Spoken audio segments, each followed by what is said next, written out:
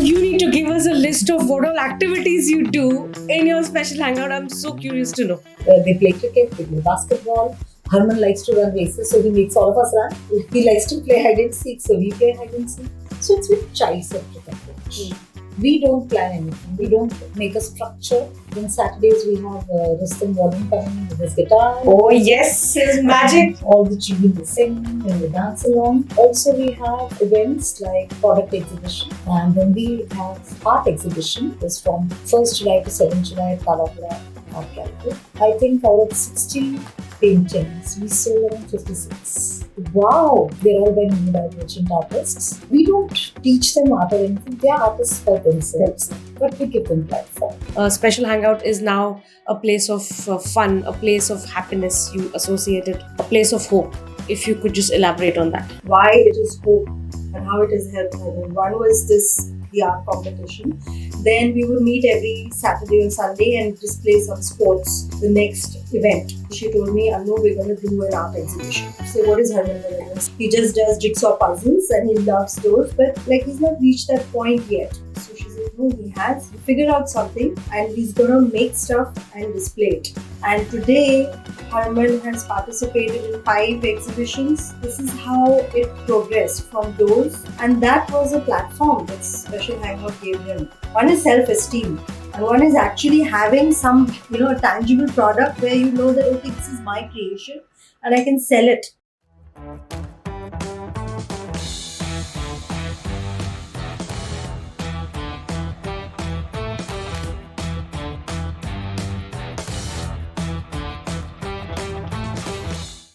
So welcome both of you today to the Dolly Show. I'm really, really happy that you two are here with us, and the journey that we are going to discuss of you two is going to give a lot of insights to a lot of parents. So let's just start. So before we start, I would like to introduce Ritu ma'am, who is with us today. She's our professional, and we'll get to know a lot of things more about Ritu ma'am. And here we have Anupama ma'am, who is a parent. So welcome both of you, and let's unfold the discussion.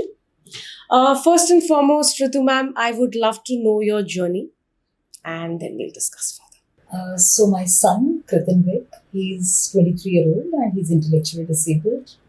It is because of Ritu, Special Hangout was born. It was a very personal need where I felt my son was isolated from society. He couldn't be part of the social gatherings, the birthday celebrations and other parties. And even when he was invited, he was not very welcome. And even I was very uncomfortable at times how he was being treated as compared to his neurotypical brother. And I always felt that we don't kind of belong to this group. They've just invited us because they know us for the sake of it. And so that is when I decided to start something for neurodivergent population where we can just meet and they can be however they like, whatever they want to do. There's no pressure and they're welcome, they're loved, they're cared for. So that is how Special Hangout started. It was not started to be such a big organization. It was just a mother's desire for her son to have some friends. And slowly we grew organically.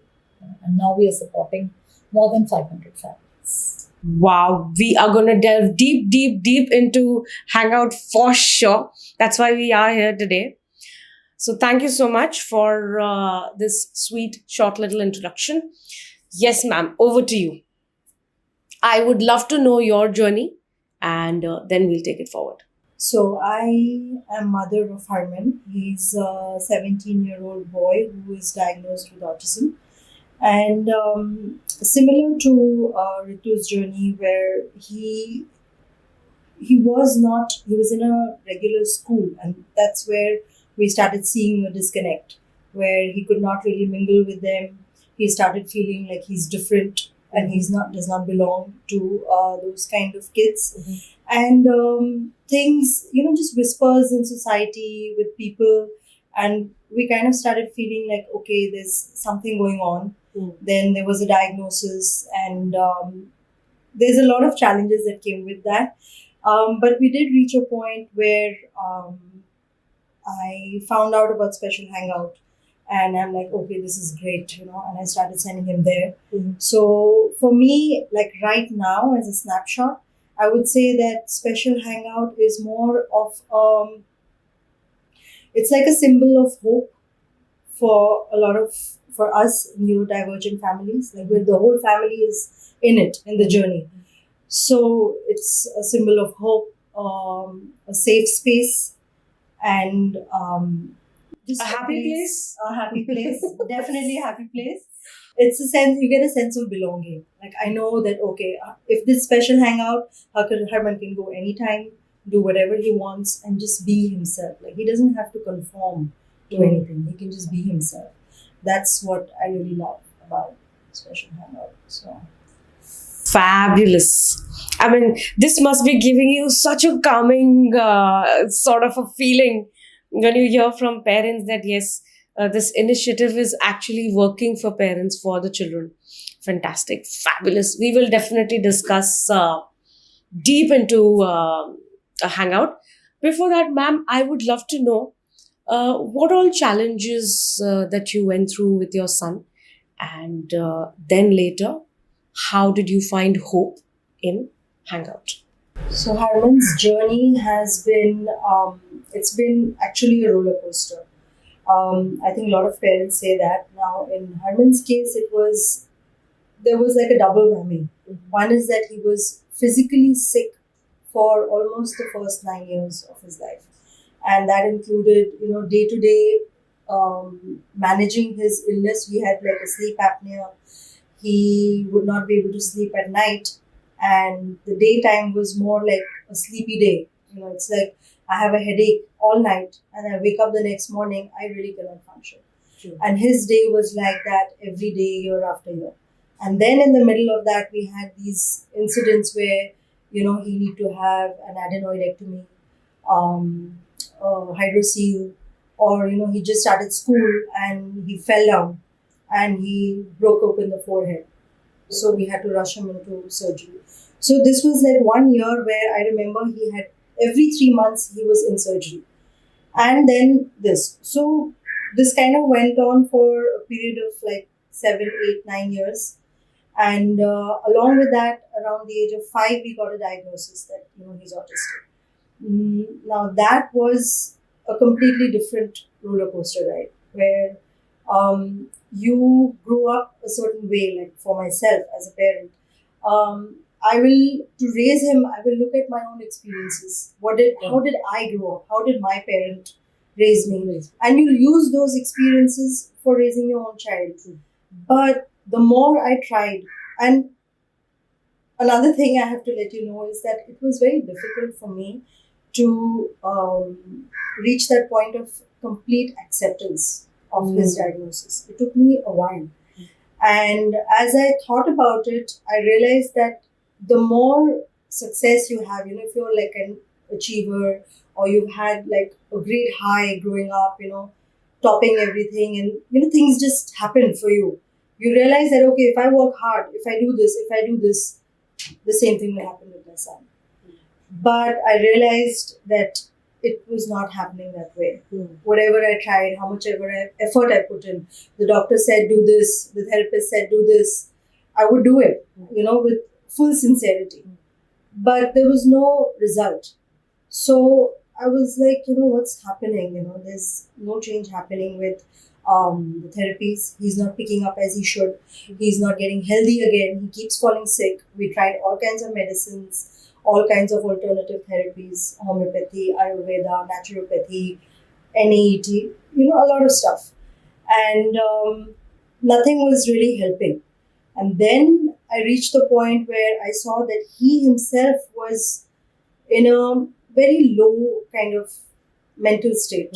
So the physical was anyway, up and down, but even the mental state was quite low. And that's when I realized I'm like, I'm doing something wrong. I need to just kind of change my approach. And then, when I decided that, something came up, and I went through a kind of a parental training from a therapist in the US. And somebody just told me about this lady, and I went to her. We did a 4-month long program where she really coached me. And in a nutshell, what really worked for me was when she said, Anupama, there's really nothing wrong with your child. Like, he's not deficient in any way, he's just different. And that really hit me, because that's when I realized, okay, that's a relief. Like, I don't have to really, make him whole again. He's already whole. All I have to do is look at him differently. And when I changed my perspective, I didn't have to really put in any effort, 3 hours of worksheets, 3 hours of therapy, nothing like that. Just my approach, just my mindset, my attitude. And I saw him blooming just like that. And that was such a joy. And that was a turning point for me. And of course, even the family, my husband and the in-laws and everybody else, that they're like, okay, we need to look at him differently. He's a different kind of person, but he's not any less than you and I. And that was, then after that, you could say I was going downhill, and then I started going uphill. And when I saw the changes in him, it was more like, encouragement that, okay, you need to do more of this. And that was like the uphill, and things have been good from there on. Fabulous. So I think, Ritu ma'am, you have been inspired by such parents and such situations which led you to Hangout. So I would love to know, how was the birth of Hangout, and let's talk about the initiative that you have taken. Like I said before, the Special Hangout was born out of a very personal need. Our journey, my journey as a mother raising a child with disability. And I never realized that there's so many other mothers who are also struggling with the same. I thought maybe they have found their group, or my child is the only one who's lagging here. And there was no intention to set up an organization or anything. It was just for fun, finding 4-5 friends for my son. And that is how we started. So we needed a very safe space, and we started scouting for places outside.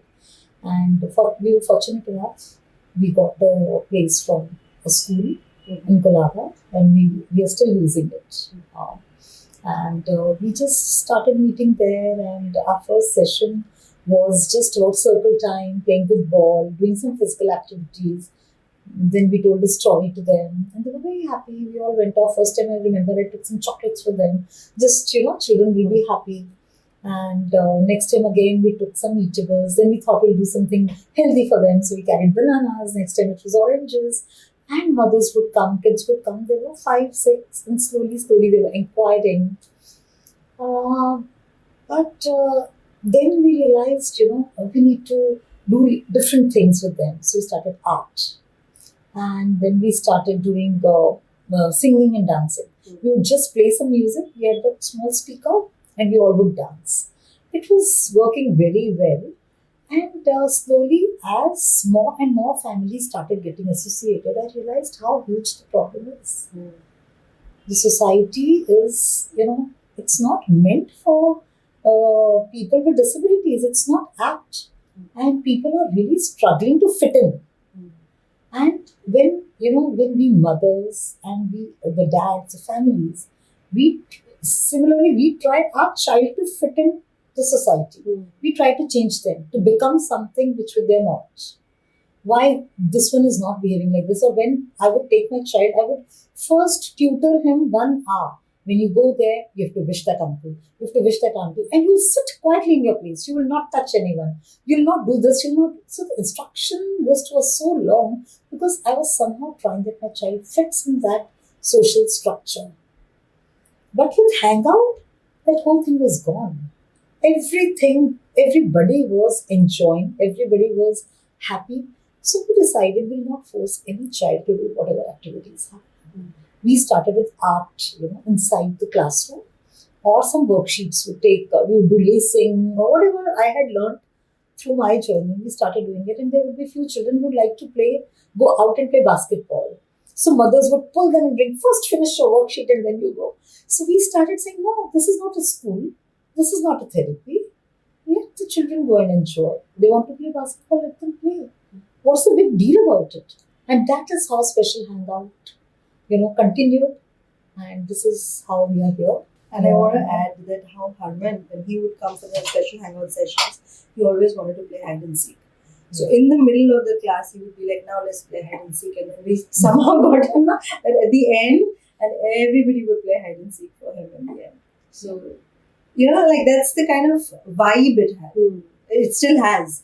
You know that you can just go there and just relax, be yourself. And you don't have to fit into any norm.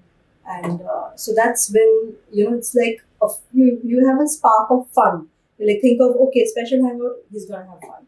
And the kids always say yes. You want to go for special hangout class? Yes. Always. So let's rewind. Let's go back to what led you to hang out and how did that happen? Yeah. So for me, when she had just started out, I think that time her son was still in the same school as mine, as Harman's. And I found out, through common friends that, okay, there's something that started in Kolaba and they're meeting up, and some of the moms told me, chalo, come, it's really fun. So, and Harman, he was either in and out of something. So I was like, no, wait, let him get totally all right and I'll get him. So around the same time, it was Republic Day, so around 4 or 5 months later. And she decided to have an art competition. So I was like, okay, Harman was okay, let him participate. So I took him for that. That was his first time. And it was really nice because he did some painting. He had just started painting. And he did it all by himself. Then they were giving out these prizes. And he was waiting, like, maybe I also need a prize. And he, his work was obviously maybe not whatever up to the mark. So, and I'm like, okay, he really needs a prize. And I told Ritu, he's done this all by himself. I need to let you know that. And she figured she needs to give up. But she's like, okay. And the next prize she announced is Bhimjiani, please take your prize. And he was so happy after that, so happy. So, it was also a lot of things were happening on the go, where she picked up, right away that this child needs a prize right now for his self-esteem. And I realized he needs it. And more than the work, it was how the child feels. He went home so happy, so happy. From then till today, every time art competition, Harman feels he's the first prize winner. Wow. I mean, that one incident boosted his self-esteem so much, which is so important. Yeah. Because when she came in and she told me, Harman has done all by himself, and looked at her, I never met her before. This was the first time I was like, I could see the desperation in mother's voice. Like, today, if he doesn't get the prize, maybe, something will not be right. I just didn't know. He had also just started that, and I didn't know so much about neurodiversity. And there was a prize for some oldest child or youngest child. So I said, we'll not give that. Immediately at that spur of moment, it was a very small thing, a pencil box or something. And I said, okay, let's give it to Harman. So a few people questioned me later. Why? It was for that category. And I said, it was not for that. It was nothing but it was just a mother's desperation. Because I'm a mother too. And I could feel that. I could sense that why this mother is coming for this, asking for the prize. That means the child needs it. He needed it. The mother has voiced, then there is something behind it. That time I didn't know Harman at all. I didn't know his journey. I didn't know her journey. But I just saw a fellow mother coming up to me, and this was the least I could do. And that is how we met. Yeah. The mother instinct met another mother instinct and it clicked. Wow. So how has it been? You did talk that yes, Special Hangout is now a place of fun, a place of happiness. You associated a place of hope. Yes. So if you could just elaborate on that.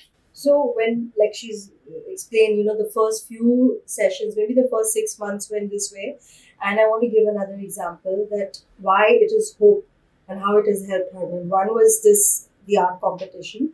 Then we would meet every Saturday or Sunday and just play some sports. So we would come and she was, thinking and planning out the next event.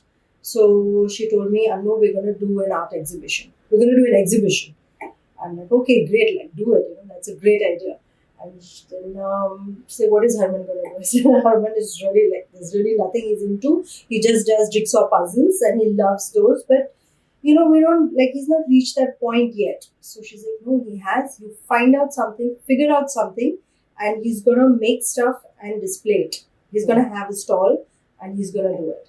And so that was the starting point where we had a conversation on that sports field. And today, Herman has participated in 5 exhibitions and he has so much stuff. Like he has frame, like we have trays and envelopes and like material which he has created. And it started from there. So what I would say is that this is how it progressed from those to him feeling like I can really be productive or create something productive or constructive. And that was a platform that Special Hangout gave him. Now, he didn't have that before. And even Special Hangout was growing on the fly, where she thought of this, she thought of Herman, she thought what, we can do. And he did it. So it was, obviously a partnership. She gave me ideas, try this, try this, try this. We did it. And he did it. So this is one example. There were many other kids where everyone did something different. And it led to them feeling like, okay, I can really do this. So this was, one is self-esteem. And one is actually having some, a tangible product where you know that, okay, this is my creation and I can sell it. So it's another form of self-esteem. It's a kind of, internship, something like that. So that is another step that's Special Hangout. And that is, it didn't stop. This is like maybe 2 years back. And today we're looking at like summer camps and a lot of other stuff which she knows. And I'm just ready to push him in and jump. I don't have to push him. He's just going to jump in on his own. I know that. Fantastic. Ma'am, you need to give us a list of what all activities you do in your Special Hangout. I'm so curious to know. Yeah, so we meet informally. They play cricket, they play basketball. Herman likes to run races, so he makes all of us run. He likes to play hide and seek, so we play hide and seek. So it's very child-centric approach. We don't plan anything. We don't make a structure. We just say, okay, today we are playing. We are meeting and we are playing. And then Saturdays we have Rustam Warden coming in with his guitar. Oh yes, his magic. Even we have experienced. Yes. So then all the children, they sing and they dance along. Also we have events like product exhibition. We just had one in World Trade Center last week. Wow. 15 days back.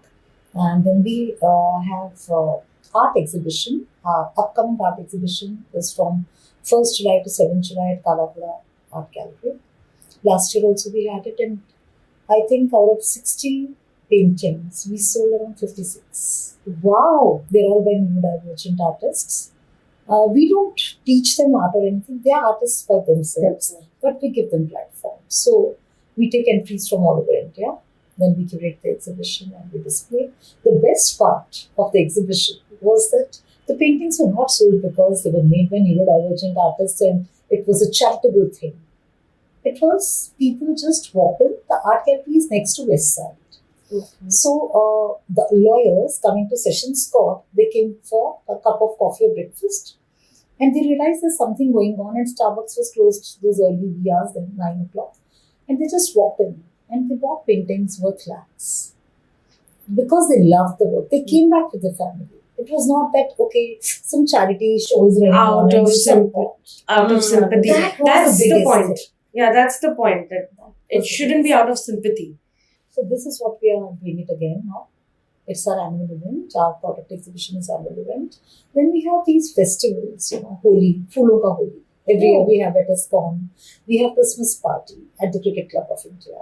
We have our Dandiya night. We have our Diwali party. So there, the families, they all come in. They just drop all their inhibitions and they just come there to have fun.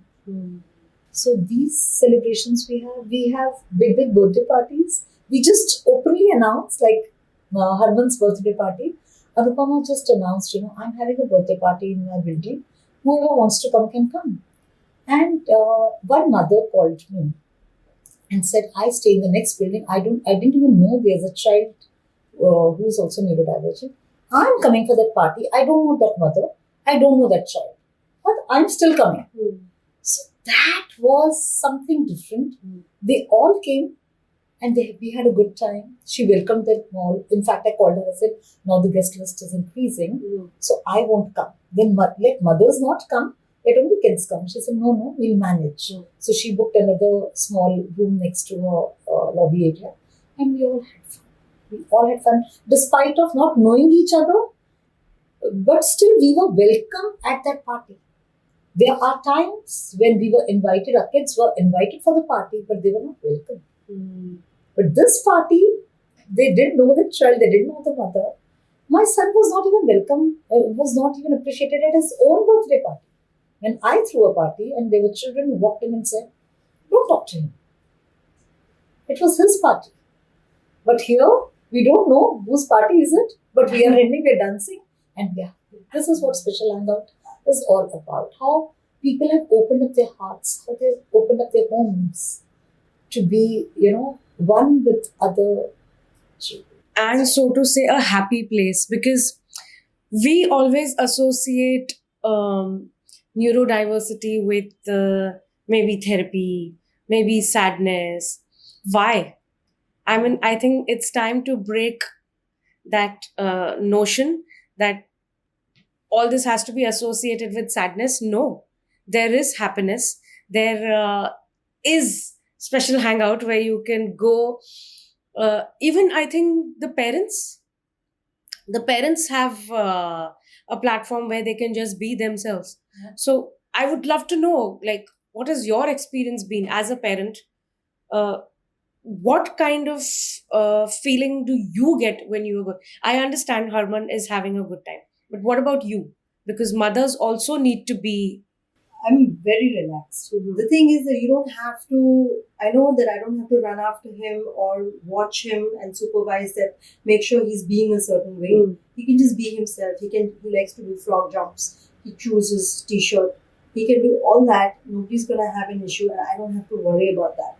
So I'm just more relaxed. That the anxiety level is way down and you can just chill. So as long as I have that he's safe and he's okay, he's not running away here and there. Other than that, it's a very relaxing space. That's why I call it a safe place, a happy place. And that's what it is, yeah. And we have made so many friends on this journey together.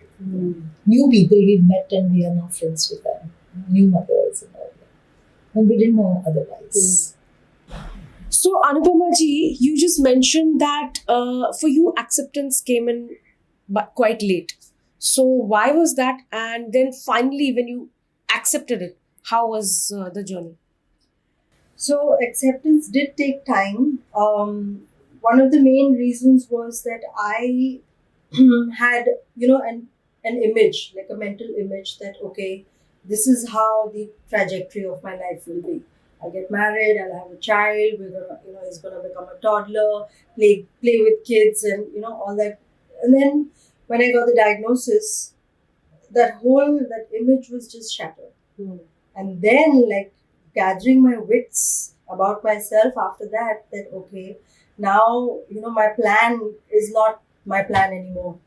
And how do I just, step out of this? So I had to deal a lot with my own triggers, my own ideas of what my life is, what my life should be, what my child's life is. And every time I tried, going one approach that, the old way of doing, the traditional way of doing things, I would just fall flat on my face. So then until the time I reached the point where I started looking more at my life as a process, okay, you just try, rather than trying to get results. Has he learned to do this yet? Has he picked up this skill yet? Oh no, he hasn't. Oh no, poor me. I had to get out of that zone. And it took me time to get out of that zone. Once I was out, then I felt like, okay, I know that I have to deal with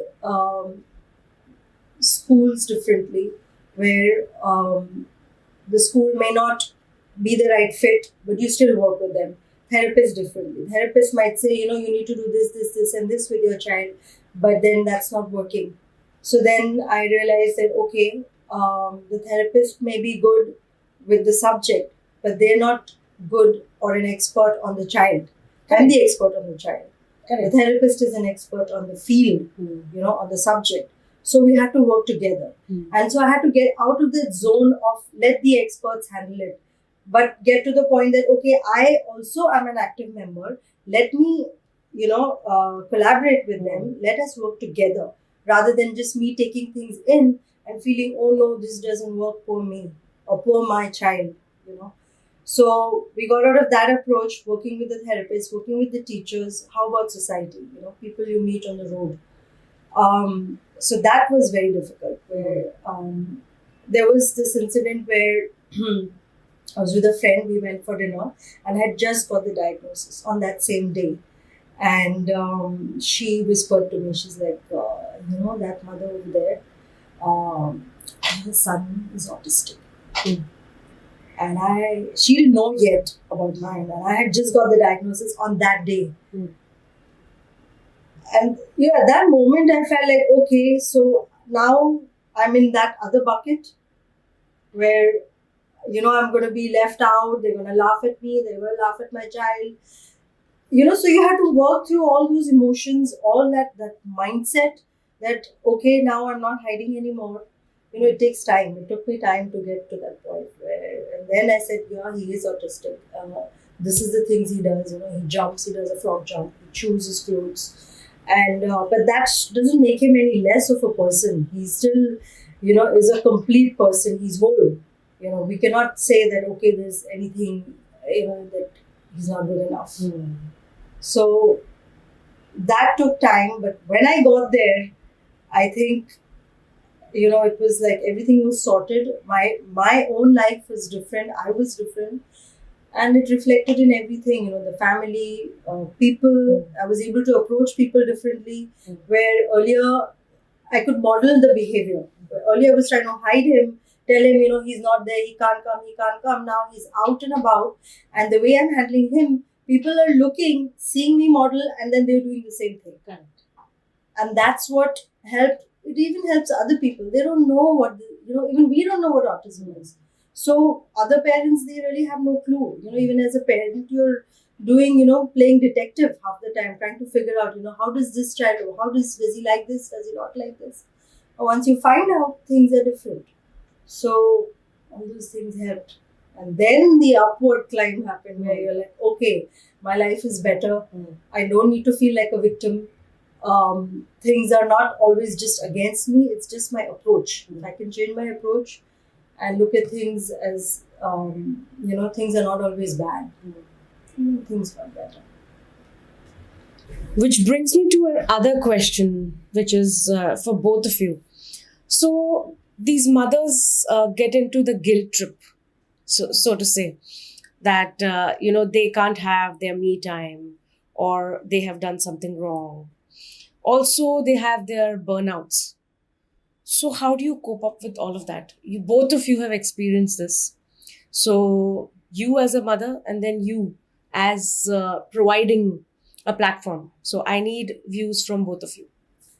So I'll tell you about my burnout. So I told you, maybe when he was around 11, 12, I went through the training and the parental training, and that gave me like an extra boost. Okay, I need to look at things differently. Let me do it. And I spent 5 years doing that, and it was great. But then around the time when COVID came around, I had tried, and I was so much in it, and suddenly, you feel like it just got deflated. Like everything just was like, okay, I can't do this anymore. It's like your ammunition is all gone.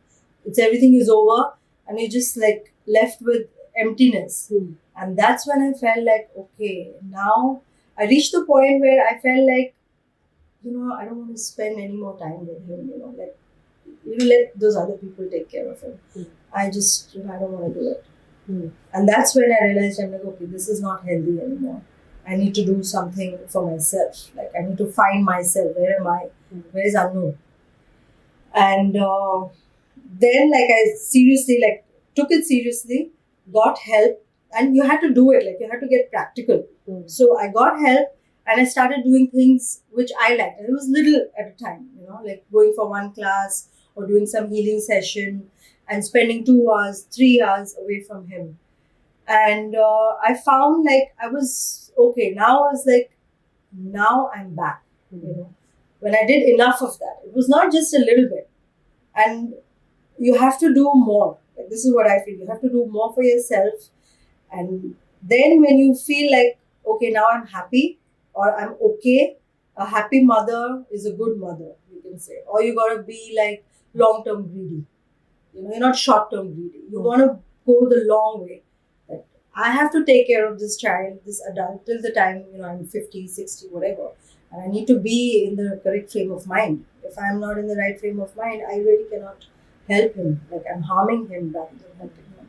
So I had to take that approach. And once I took that approach, he accepted it right away. Like, I think he must be wondering, what is she doing all over me, like a helicopter. So sometimes it's your own mind that gets in the way. So that I feel I recommend that all mothers, we need to take a break. Guilt is a useless emotion. You need to just get it out of your system. There's no guilt doesn't work. And ask for help. Ask for help. Yeah. And it's okay to do it. Yeah. In fact, it's beneficial. It's good for you. It's healthy. It also creates a boundary where, even the child does not feel that, okay, this is available for me 24/7 and anytime, anywhere, anything. No, you're a human being. And if you're happy, others are happy. Oh, that works. Yes, ma'am. Your take on this? Absolutely. I completely resonate with what Anupama said. Mothers are the primary caregivers mostly for our children. So they need to be happy.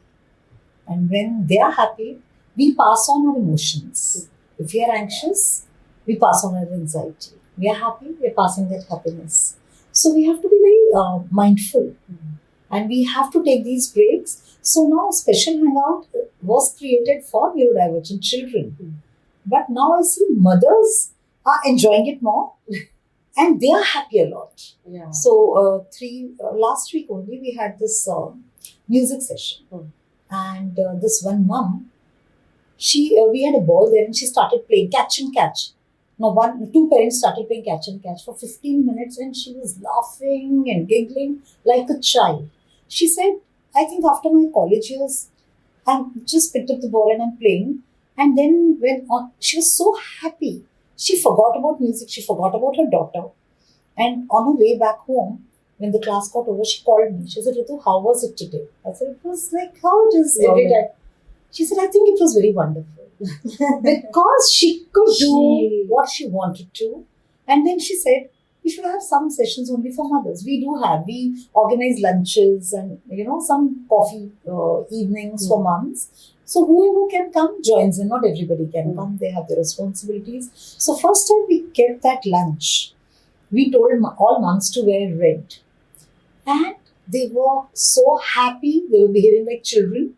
We all had some games, table games. And they all decided, they went to each other's house, those who stayed close. Okay, whether this is looking good on me. For some time, they forgot their problems and they just focused on how they are looking. And there were no kids. When kids were in school, that time we had that lunch. And I think it was beautiful. They were all very happy. So we do these things with family. Even that bus ride which we did, the open bus ride with kids and parents, the moms were so excited. They started standing on the bus, they started singing loudly. And the kids were just watching this. They're getting entertained. Kids are just they're getting entertained.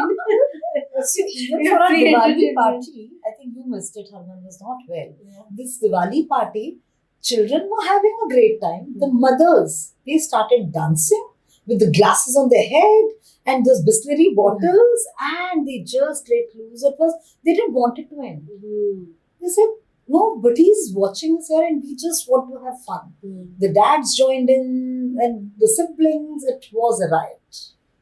Wow. The Foolon ki Holi, they just go berserk. They are playing like kids. The children are on their own. They forget their kids for some time, And that's so important. That's so important. It's so important that it's not always my child, whether he's enjoying it or not. It's about whether I'm happy or not, whether I'm enjoying it or not. That's also very important. And it's like a community now. True. You feel like this is a lot of the same people, you're okay, it's just him. Mm. No, it doesn't matter. And there are a few mothers who act like babysitters. So they will take care of all the children. You all go. We are taking care of your children. They like doing it. So we have to literally pull them out and leave these children and come. Enjoy with us, dance with us. So slowly they are getting there, but they're like, we'll babysit, you all go. So it's a big family. It's a big family now, and we can rely on them. We are a Special Hangout is now a team of 15 months who are on board. Anupama is one of them.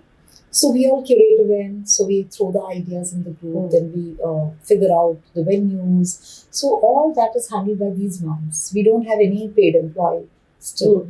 So it works wonderfully well because being mothers, we know what works for our children and what doesn't. What are do's and don'ts? What are safety nets? So rather than hiring somebody who will just be an event manager, I think we are the best event managers for our own children. And we do a better job. And we know we are anyway going to be doing this for a kid. Why don't we just get together and go for a big group? And do it in a beautiful way, more inclusive way. So even on the bus ride and on the parties, we came to know one child is very sensitive to balloons. So we had thought we'll put balloons all around, the blue balloons, because it was autism awareness drive for us. And we thought we'll put blue balloons. His mother said, my son will not come then because he's very scared of balloons. And we decided to do away with balloons. There was not a single balloon. So very inclusive, of our children. We understand their needs because we are mothers. We had a movie screening and we just so we booked the entire time. We told that person who was running the movie, we said, whenever the child wants to go and touch the screen, let them go. Let them switch on few lights because few of them, they don't like dark. And lower the sound because they are sensitive to sounds. So we made it very, very accessible for them. Wow. And we took permission that allow them to carry their home food because they have sensory needs. So Herman has to carry his own food for every movie. He has a very restricted diet. In fact, we missed the movie. Herman missed the movie. There were 100 plus kids. 300. There was a waiting list. 300. 350 was the capacity of the hall. So they all came in and they went back happy. It was like a day picnic for them. Yeah, it was a hit. Big hit. So, we cater to everybody's sensory needs. Even for our bounce event at Malad, which was sponsored by another NGO, this mother, she phoned me the other day and she said that was the first event. She has 3 children. One is on autism spectrum. She said, first time, 5 of us went as a family and we enjoyed. Wow. That was like, she says, I can never forget that day. So that is what gives you high. I know, it's giving me goosebumps. Yeah, even for movie. It's not that these moms can't afford to buy tickets or anything. They said, we've never taken our kids for movies. Because of the same reasons, they would run to the screen, they would like to touch, they'll get up, they'll start stimming, or, they would like to go out and gym. So, first time, and the kids were glued onto the screen. They said, now we have the courage to take them out for the movie. So, Special Hangout gives them that platform, that safe space. Like, okay, try it out. Doesn't work out, we'll try it again. Nobody's judging. And then a lot of them, they say, now we are confident enough, we can take our children for movies, or we can take them to such places. So even I've heard of incidences where parents have come to us and said, it's been ages that we have not gone for a vacation. It's been ages we have not stepped out for just a dinner, a family dinner. So you all are boosting the confidence and giving them their happy space back, which is so important, because I think when you said that mother playing with the ball, I think she had forgotten. She'd forgotten that it just started. Yeah. We were so amused looking at her and we were so happy. Even we had, recently we had summer camp with Jai Vakil. So there was some art activity which kids were supposed to do. And the mothers were so intently decorating that fish. They were putting the sparklers and end of it they said, can't you do something only for mothers? So I said, we'll do. That is our next, we'll do. So mothers are looking for such spaces. So that is one thing where I felt And this is when I told Ritu, I'm like, I think we need to have a space where just the mothers, we get together and we talk. So we started like a semi-group inside where it's like a connect group for the mothers. And then we made small groups and we would just talk about whatever issues we've had. And every time we talk, we have like a 1 hour session. After that, you go home feeling so relieved. Yeah, light. Talking about the diagnosis, the day we got the diagnosis, what happened after that, how I felt. All those milestones which were like the scary parts of the journey. And you cannot talk about it with the kids when the kids are around. So then you just need to, but the mothers, most of the time, they're like, no, we can't, leave the kid, we can't. And sometimes they genuinely can't. But then sometimes you can, you have to put your foot down and say, no, I have to do this for myself. So. Wow, what an initiative. Believe me, I would also love to join the group. Please come. Definitely. The next event is happening and you are inviting us for sure. We will be there. For sure. Yeah, for sure. So, Ritu ma'am, you said you have 2 sons and one is a neurotypical and one is a neurodiverse. So, what's your experience been having both of them there? So when Kritin, my elder one, he is neurodivergent, and Pranith is the younger one, he is neurotypical. As they were growing up, I always, thought Pranith is one who's going to bring me all the joy. He was ahead of his milestones. He was doing very well in school, and a very good child, always very obedient, very mature for his age because of probably the responsibility. He saw how I was struggling with my elder one, and he always used to step in. So I thought that he is going to get me all the joy in this world. And Kritin is fine. I have to work with him. It's okay. I've accepted him, but not joy coming from him. But after making Special Hangout, after Special Hangout was born and how it's grown, the journey, when I look at Kritin, I think he's got me even greater joy for me. I gave up my work when Kritin was diagnosed, and I always felt that something is amiss. Many times I tried to pick up, but then I decided not worth it. I need to work upon my child, and what a mother can do, a therapist can never do. So I always would go for interviews, but when it would come to sign the contract, I would back out. And I never had the courage to do that. I was working with him. And when Kritin grew up and we just decided to start Special Hangout, I never thought that it will become like this organization. And when I look back at my journey, and when these mothers, they call up and tell me like how happy they feel and how connected they feel with the child, I think that feeling of Fulfillment, yeah, is what I was going to say. Fulfillment, that only Kritin could give me. What was taken away from me after his diagnosis was given back to me many folds by Kritin. Any award we receive, any accolade we receive, I look at Kritin and I feel, wow, you made it happen.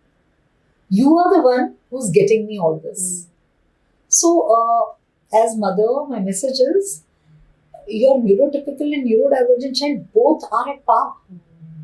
And both your children will bring you happess.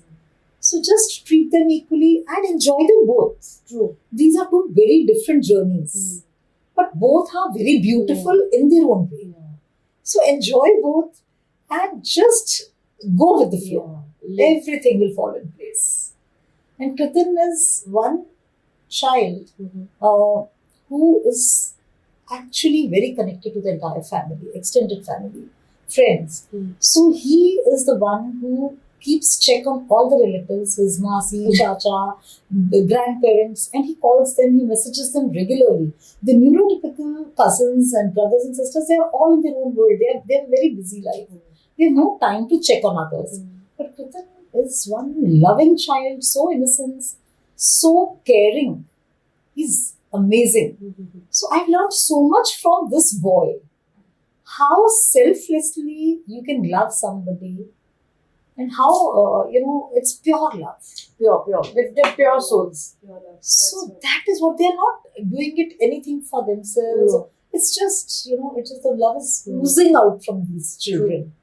During the summer camp, now we had two girls, they're 40 plus. They would come, they hug us, they kiss us, and they say, "We don't want to go back to our workplace." And I said, "No, this is just a summer camp. You have to go back. We'll come. You can come back again." So the joy when they come and they hug you, and they don't want to leave you after that hug. So that is what has given me a lot of joy, a lot of fulfillment, which my neurotypical child can never give because he has his own life. He has his own way of giving me joy for moments. But this is again a very beautiful joy. So moms, please accept the child you have and be happy. Yeah.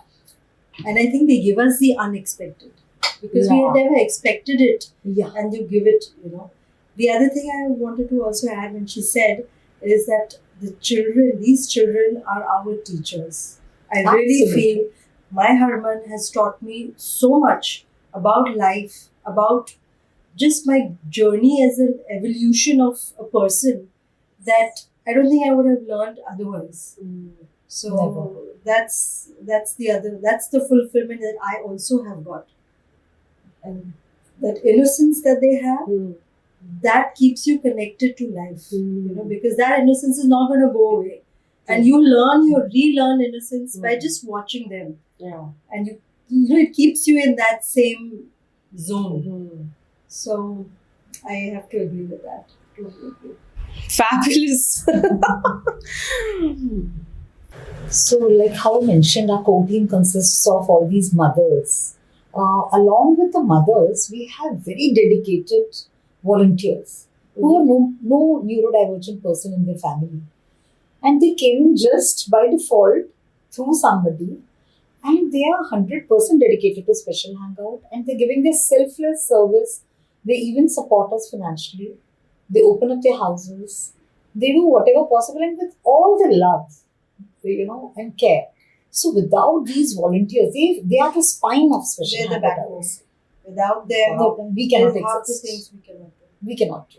Because we all as mothers, we have responsibility towards our child who's neurodivergent. If our child is not up to it, we cannot come and conduct the session. But these these people don't have such children. So they are 100% dedicated. And they come at short notice also. So that is very, very... like for example, for the summer camp, I told Ritu way back, I'm like, I really want to be involved with the summer camp and I'll, conduct some classes. Like I'll do something. And she was like, yes, we'll make a schedule accordingly. 1 week before that, my son was very sick. Antibiotics and totally down. So he was out and along with him, I was out. So that's where the volunteers come in. Where, the parent is tied to the child and half the time, and I cannot even tell her, I can commit my time for so much time for this. Because it depends on the child. So they, two of them are chefs. We baked cookies the other day. Today we made cheese toast and we made corn chaat. So this is something fancy for children, which they don't, they go for therapies, but they don't do these culinary things. And then they become kids. Like today we celebrated 2 of our kids' birthday. So today when I went, this volunteer, Amber, he had put up the birthday caps on the table. The banner of happy birthday was hanging on the wall. And there was those whistles. Then he got that, the knives were decorated with lovely bows and all. So all the detailing, we as mothers, we don't have so much time to do and think. But he was ready with everything. And these girls felt so special. They really enjoyed that. So these volunteers are the backbone. Without them, we can't exist. And they give the right energy. So hiring someone, they just do it for the sake. Yeah, they just do it. But a volunteer really wants to be there. So that joy and that energy, there's no replacement for that. Like they play with our children. They dance with them. And if need be, they pick them up. They lift them. They also provide, assistance to mothers. They also support financially. So this is amazing. How beautifully this whole thing is worked out. And they expect nothing in return. Fabulous. When they come for our events like Holi and Diwali, so we have donor passes to pay for the food and all. So once we said, you are volunteering, you should not be buying these passes. They said, no, this is a little contribution from our side. So they come, they pay, and they take care. Wow. They are the angels, huh? Yeah, Absolutely. that's what they say. When God gives these children, they give the right support also. And they just walked into our lives through universe. We didn't know them before. They all just. I had just put up an ad in Kolaba Residents Group that I'm seeking some volunteers, and this is my new initiative. If you can just spread the word, and we got 2 or 3 of them from Wow. there. And that's it. And they've just been there right from the beginning. They showed up, they never left. Fabulous. We would love to meet them. Next time, Next they're gonna podcast. be there. Definitely. Next podcast. Yeah. Why not? Why not? What is that motivation and what is making them do this? Yeah. We need to know their perspective as well, for sure. Wow. So, coming to the end of the podcast, my question would be, what would be that change you would like to see in the society as to how the society sees neurodivergent people? So, What I would say is that society, as of now, they first of all they don't see many of the neurodivergents. They're stuck. They're hidden inside their homes. So we want to reach a point where they don't feel like hiding. These people feel accepted enough that they're out and about on the streets, in the malls, everywhere. And I think that requires people to be kind. I think kindness is the biggest thing. But just a basic acceptance that these are human beings. They're complete human beings. They're not deficient in any way. And they're our brothers and sisters. They deserve to be here. They have every right to be here. true that, true that. And what will be your take on that one? Yes, I feel society does have their own inhibitions. When they look at a child who is neurodivergent, they feel, is this child capable of doing this? Can this child, can he do something? When you see somebody on wheelchair, you can't even imagine that the person can be a poet or a painter or they can even dance. So you put limitations. And I don't blame society because there's lack of awareness. They don't understand what these people are capable of. So we are trying to change that perspective by doing our art exhibition, by doing our product exhibition. So for art exhibition, when these 10 artists last year, they put up their art, people were surprised. They were shocked to see the beautiful work done by neurodivergent artists. And I myself was taken aback. When I met those artists, I felt, can they really paint so well? But that is what they are. So they are beyond this label. They are beyond these limitations which we have imposed on them. They are capable of much more. And society needs more awareness. That's our job. We need to advocate for our children. And these children need to self-advocate for themselves. Once society needs, then I think they understand and they want to support. They want to help. For Happy Streets we had on Marine Drive, people were so happy to come and listen and understand what autism is all about. They don't know what is autism. Some of them think autism means the child is mad. He cannot understand. The children at young age, they feel that they're scared of these children, that they may come and hit us. It's not there. Autistic children don't go and hit others. But they just, these misconceptions. So I would like whatever organizations are working, if we can work on more awareness campaigns, go to each school, talk about autism, train the teachers well, do some workshops with students, mainstream schools, so that when they get an autistic child in their class, they're more accommodating. When you don't know about something, there's a fear of unknown. So then they fear autism.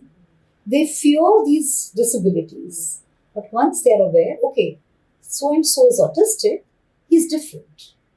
So I need to know the ways how to deal with that friend of mine. So then things will get easier. So that is what we need to look at, I feel. Wow. Thank you so much, both of you, for your amazing insights. And ma'am, thank you for this initiative that you've taken. All our good wishes with you. And may it just grow and grow. And thank you for parents like you who have kept it going, and you're volunteering even after all your challenges. So thanks, both of you, and keep up the good work. No, I would say excellent work. Thank you for having us. Thank you. It's because of y'all that we are here. So thanks to y'all. Moreover. Thank you.